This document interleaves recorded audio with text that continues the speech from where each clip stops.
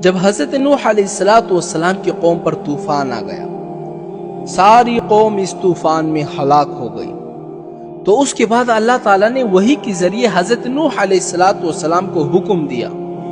وہ حکم کیا تھا کہ اے نوح، اب تمہارا کام یہ ہے کہ تم مٹی کے برتن بناؤ۔ حضرت نوح علیہ السلام نے اللہ تعالیٰ کے حکم کی تعمیل کرنا شروع کر دی اور مٹی کے برتن بنانا شروع کر دیے، اور دن رات اسی میں لگے رہے۔ جب کئی دن گزر گئے، برتنوں کا ڈھیر لگ گیا، تو اب اللہ تعالیٰ کی طرف سے دوسرا حکم آ گیا۔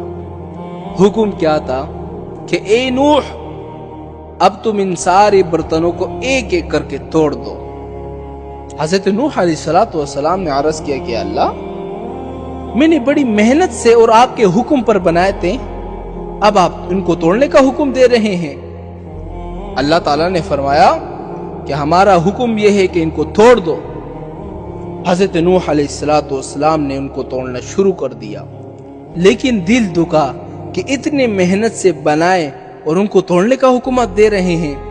اللہ تعالیٰ نے فرمایا کہ اے نوح، تم نے اپنے ہاتھوں سے یہ برتن بنائے اور میرے حکم سے بنائے تھے نا، ان برتنوں سے تمہیں اتنی محبت ہو گئی کہ جب میں نے تمہیں ان کو توڑنے کا حکم دیا تو تمہارا دل نہیں چاہ رہا تھا، دل تمہارا یہ چاہ رہا تھا کہ یہ برتن جو میرے محنت سے بنے ہوئے ہیں، میرے ہاتھوں سے بنے ہوئے ہیں، کسی طرح بچ جائے تو بہتر ہے، اس لیے کہ تمہیں ان برتنوں سے محبت ہو گئی تھی۔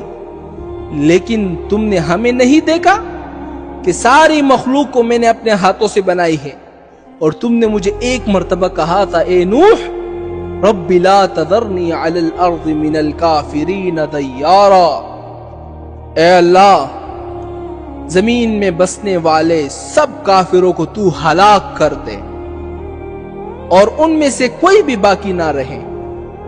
اے نوح، تمہارے اس کہنے پر میں نے ساری مخلوق کو ہلاک کر دیا۔